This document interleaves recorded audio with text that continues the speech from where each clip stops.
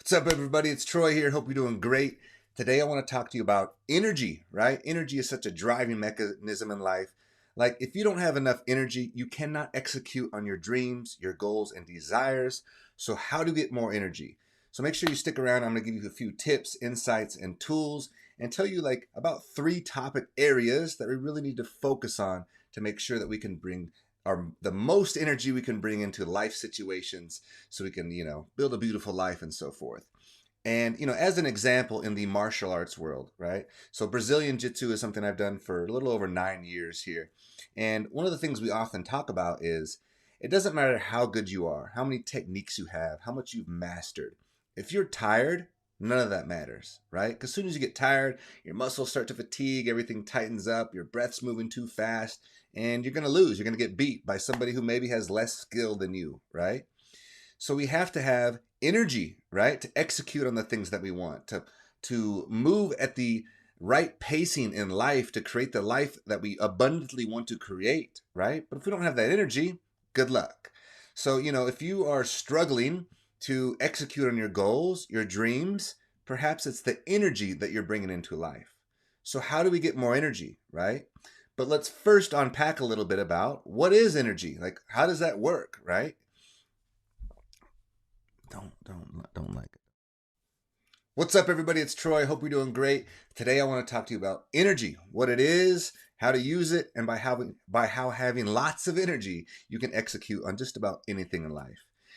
As a Brazilian Jiu-Jitsu practitioner, I've done this for a little over 9 years here. One of the things we often say is, it doesn't matter how good your skill is, how much you've mastered. If you get tired, all of that goes out the window. You're going to lose, right? Even if the person has less skill, less years on the mat than you. If you get fatigued, good luck. So for us, right, if we're struggling on executing and creating the life we truly desire, we might want to look at the energy that we're bringing into life, right? The energy that we're cultivating within us. So, this really changed for me when I viewed the world differently. Right now I'm standing here and there's a picture behind me. There's a desk right here. There's some plants behind me, desk over here. And we see these as like dense matter, right? Because it's easy to feel, touch these things. But I started thinking beyond that. Like as an example, right? I learned that everything holds a vibrational energy or a frequency. And this is science, right? They have these little tools or whatever that they can put up to stuff and see its frequency, right? And as an example, food that is microwaved and canned foods holds a zero vibrational frequency. So I started to understand that, wow, like energy is a real thing, right? And it's true, like we actually radiate a certain type of energy or aura, right? And they can use these like, I don't know if it's infrared goggles or whatever it is, but they can kind of see somebody's, it's probably not infrared then, but they can see somebody's aura or energetic field, right? As an example, when you start to get sick, your energetic field actually like decreases, okay? And your vibration changes. You're getting sick, you're unhealthy, bang. So I started to understand that a little bit more, and I wanted my energy to radiate. And I wanted to have enough energy to execute and create the life that I truly desired. And so the first thing I did was think like, wow, okay, so if it's at play in food, it's very important then that I understand, we've all heard this, like you are what you eat. But I started to realize like that holds a lot of truth to it. By consuming processed, microwaved, you know, these canned foods, anything like that, I realized that they held a low vibrational energy. And I might eat something like that, and then I realized like, damn, dude, like my energy is very low now. I feel tired. I feel like I want to take a nap. And also, there was a time where I was getting sick a lot. Like I was pushing hard in life. I was trying to create things, maybe too much. I didn't have enough flow. I didn't understand the energy of my own body when I needed to slow down, hold back, things like that. But I was kind of pushing forward, and I would, in the evenings, I would like eat snacks and kind of like junk food, right? Sugary types of food. And then I was getting sick. And I remember thinking one day, like, I don't want to get sick. I can't really afford to get sick. Like each time I get sick, it knocks me out for like a week. And so I decided to get rid of those evening snacks, those evening munchies. And it changed. I started feeling healthier. My vibration changed. It started to increase, right? I could execute on more. And so we really need to look at our food, the things that we consume, right? And also, if we play that out bigger into the field, right? The universal field, think about the things that we're consuming as far as like television, right? We don't need to watch that shit. It's junk anyways, right? A lot of TV is based around, and news especially, is based around fear, right? Because we can capture energy with fear, and I can control you much easier when you're scared, right? And so that's almost their mechanism, is to create more fear. So you listen more, you know, what's next? What else is happening? Like, let that shit go. Get rid of that stuff. You don't need that. You don't need that for your energetic field, right? So what we're trying to do right now, and what I'm trying to communicate to you, is like, how do we kind of like nurture that energetic field, build it up so we have more and more and more, and can really radiate our energy, right? You know, the second thing that's really important to understand with this, and make sure you stick around to the end, because there's a few super important points that will kind of tie all this together. And I don't want you to miss one in lieu of another, right? So one of those is, if you think of thoughts, right? Where do thoughts come from? Are they truly generated just in our mind? Or perhaps are they already there? Do they already exist? And we kind of capture those thoughts in moments. And what I mean by that is, you know, let's imagine that I'm having a rough day, so I eat a bunch of junk food. You know, I have my energy drink in the morning, and, you know, I get a hot dog from the convenience store, and maybe fast food on the way home. And then I have some alcohol when I get in. And this isn't a judgment. I'm just creating a point here, right? Pretty soon, you know, by the end of the evening, man, I'm like depressed. You know, my energy's heavy, right? Is there a possibility for me to have any brilliant ideas? Like, am I going to think of the idea that's going to change my life in that moment? Probably not, right? But if I, you know, start my day off and I start it with some movement, some flow, I get my feet on the ground, I have a little sacred space where maybe I invite some meditation in, maybe a little yoga, I get into my body, or a walk outside, I breathe in that fresh air, right? Am I creating a different type of energy that is more possible, that it's more possible to then have better ideas, better insights? Probably so. So interesting, right? So I started to realize that my state, right, the emotional state that we create, right, attracts potentially better ideas, better insights, and also a different energy. And people are going to be attracted to that type of energy. Are people going to want to work with you when you are carrying that depressive, you know, energetic energy? Probably not, right? And we all go through things, right? This isn't a jab. You know, I've been there. I've been so depressed at one point that I remember I couldn't see like in color. Like everything was like black and white. I was in a very like just dense place, and I didn't really know how to work myself out of it. But fortunately, right? And you guys have heard this if you've heard some of my other stuff, I began my healing journey and started to learn a lot of these principles that I'm sharing with you now. My life really started to change. The color came back, started creating the things that I want. And now I get to help people, you know, share these kinds of messages and increase their own vibration, their own energy in life, and really start to manifest the life that they truly desire. Because it's possible, but so much of it, I've realized, has to do with our energetic state. So we understand that nutrition is such a valuable part of this, right?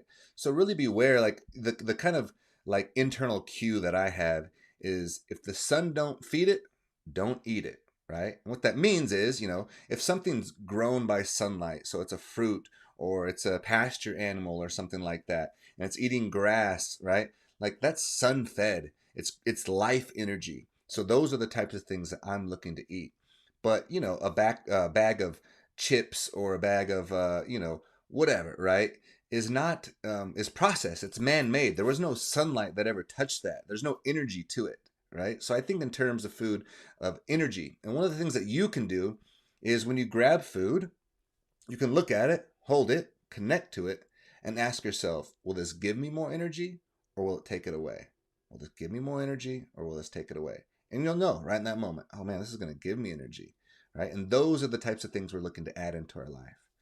Now, another aspect that's super important with this is, you know, our thoughts, right? I realized over time, you know, I had some ceremonies, and as you guys may or may not know, you know, breath work is something that I really, one of the medicines that I share with the world, right?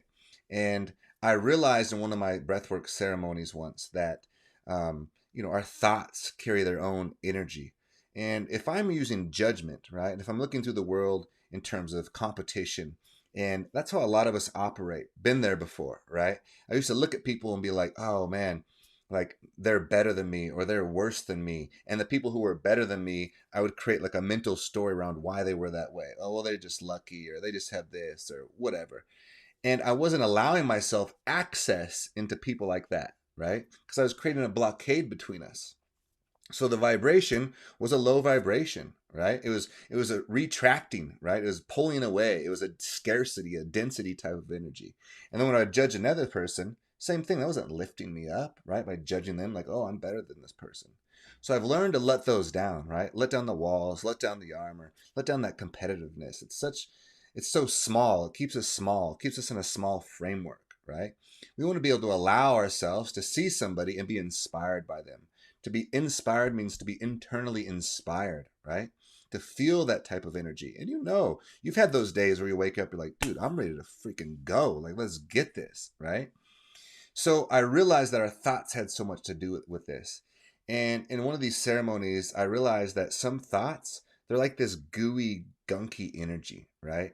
And it's when we create these judgments. And remember, anytime you're creating a judgment outside of yourself, you are also creating one inside of yourself. Just the way it works. The universe is always going to create a mirror. So it's reflecting back to you parts of yourself that you feel like aren't enough, right? That are scarce.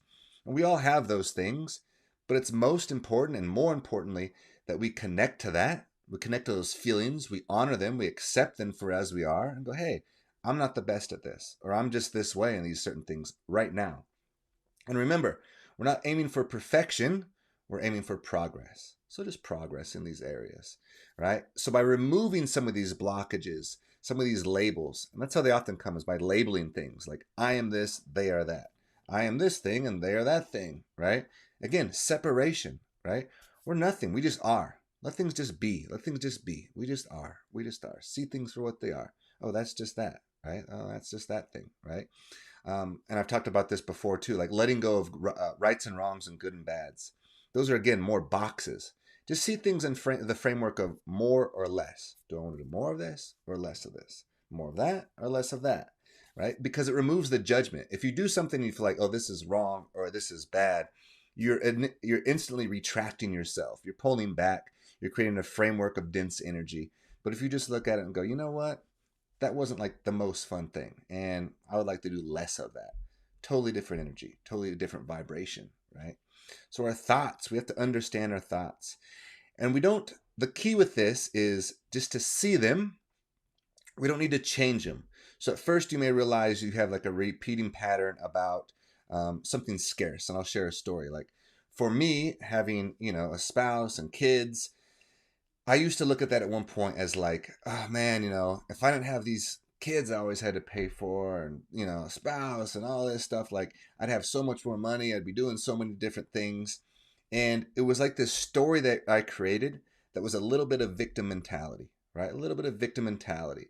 It was like a little bit of relief, like, oh, it's okay. I'm not living the life I desire because of these things, right? And I was giving my power away in that. I was giving my power away. And so instead, I remember realizing that one day and going, dude, I'm changing that narrative. Like, I want to quit talking like that. And so what happened is all I did was start to catch how often that story would come up. In the beginning, man, it was like 10 to 15 times a day. Like I'd be doing something, I'm like, oh man, like it'd be different if I didn't have, kids and this.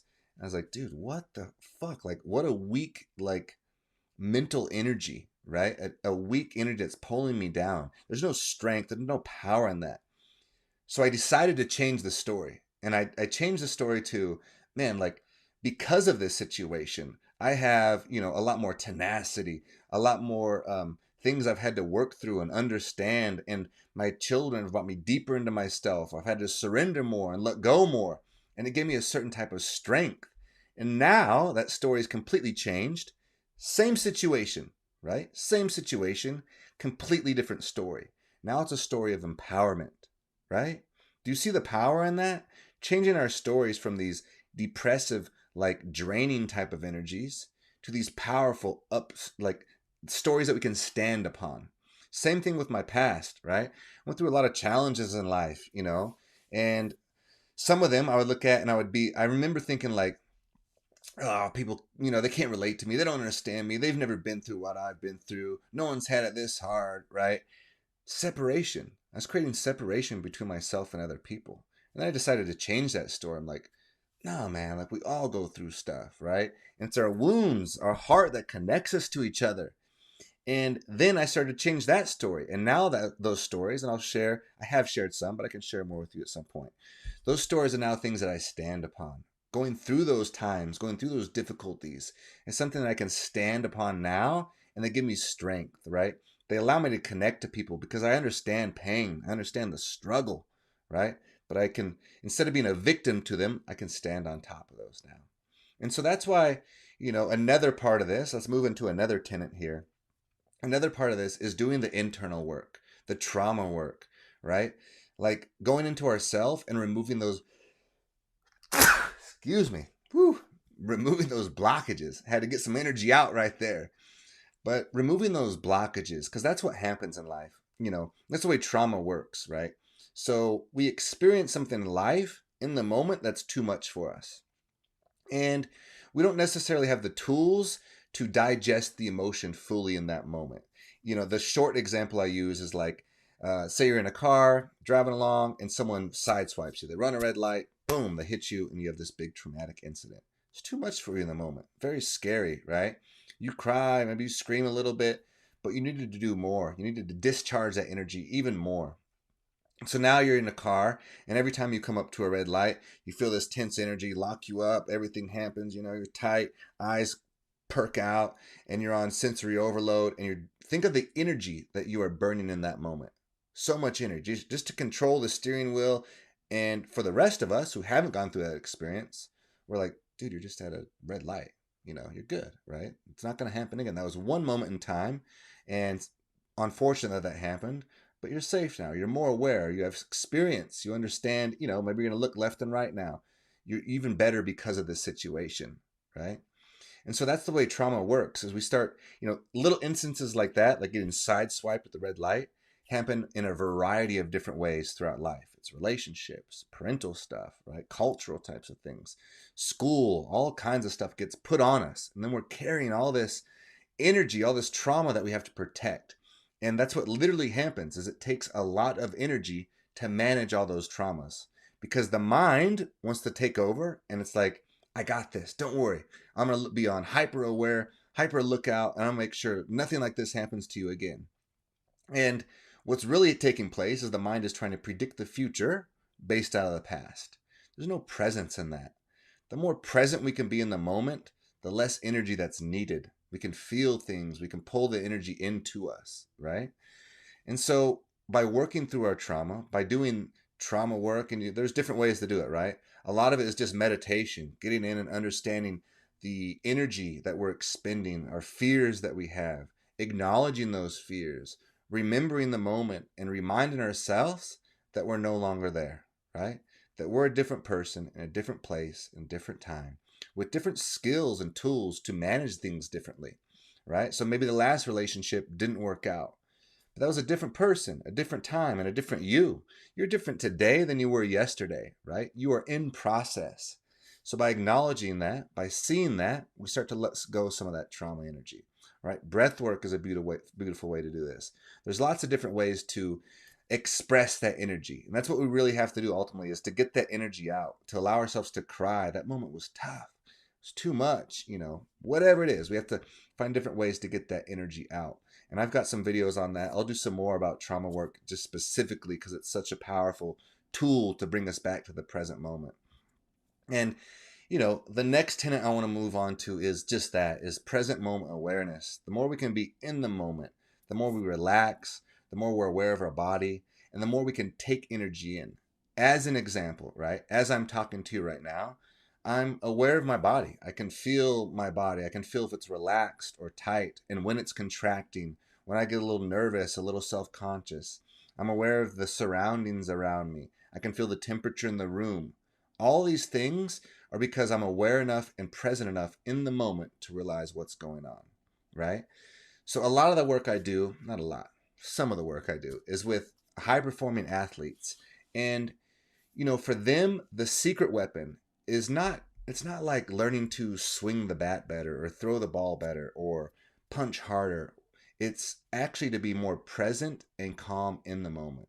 Like if you look at like elite level athletes, right? Performers, they're typically the most relaxed. Like watch like let's say like a MMA fighter come into the ring, the one who's very loose in their body, very present even when there's a large crowd, everyone's watching, is usually the one that's going to perform better, right? So how do we apply that same skill, same tool into our life, right? Because by being present, we're not wasting our energy. It's not out, right? Because imagine like even like say going to the mall or going to the grocery store. If you're so focused on everybody outside of you, is that person looking at me? What are they doing over there? What's this person? Man, it's going to be an exhausting experience for you. But if you can hold your own space, be in your own energy, right? Be very present in the moment. You're not wasting that energy. Your energy's inward, right? So our goal is to move through these different stages to absorb the energy. Like that's why nature is such good medicine. If I can go outside and I can feel that energy, I can pull it in towards me. It's almost like food for my soul, for my energetic aura, right? I pull that energy in, I get my feet on the ground, I'm very present in the moment. My frequency is high, my energy is open. So just think about by changing your energetic state, how much that can change your life. Like literally, by just changing your energetic state, it'll change your life. And what that means is we don't need to focus like externally so much. We spend so much time thinking about like, the different job or the business I want to create or this girl or this guy. If I had these things, my life would change. Right? Sound familiar? Been there, been there. And we spend all of our energy, we give all that energy away to these things. If I lived in a different city or a different place, my life would be different. Like, stop. Just stop that. Stop that. Stay here and just learn to master your energy. Learn to raise your vibration, your frequency, your energetic field, right? And that, I promise you, will start to change your life.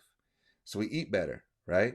We get better energetic food into our body. If the sun don't feed it, I don't eat it, right? And give yourself a break here and there, right? We got to have a little treat here or something like that.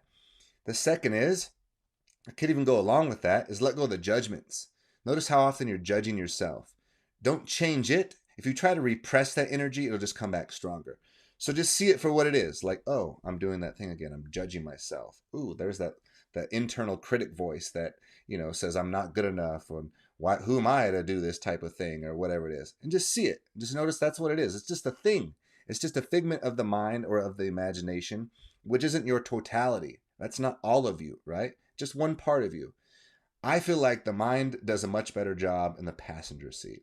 I want to move through my heart space, through my, feelings, right? Through the energy in my body. I want to view and move through the world like that. And I'll take some input and insights from the mind, but I'm not going to let that thing drive, right? It's just going to give me insights. It's very important that we learn to understand that we are not our minds. It's just a tool. It's just a part of us, right? So understanding our thoughts, our emotions, and understanding that judgment and self-criticism and comparison, all those are like this gummy, sticky energy that just bogs us and slows us down. Let it out. Like, get rid of that. You don't need it. You don't need to judge nothing. You don't need to judge yourself. It's not doing any good, right? You'll take some insights. If there's something you need to get a little bit better at or change here, I'll take that information and that's it. And I'm going to move on. Drop the mind after that. Drop the mind after that. One of the mantras I use during my breathwork ceremonies often is quiet the mind and open the heart. Quiet the mind, open the heart. Move through your heart. It's a different field. It's a different energetic field. And literally, this is something you can actually look up. Your heart radiates at a much higher and stronger vibrational energy than the mind even does. And I know for some of you, you're probably like, dude, what? This dude's talking about energy and shit and vibrations. I remember that too. I remember thinking like, what, dude? Like, that's no such thing. I see what I see. This is it. Dense stuff. Like I said, desk, light bulbs, wall, whatever, right? But I started to look beyond that and realize that no, that's like a real thing. There's energy moving. We are these energetic beings. Understanding the nervous system understands that we are energetic. The nervous system feels energy, feels emotions, right? So by changing our thoughts, tons of books on this, you change your reality, you change your life.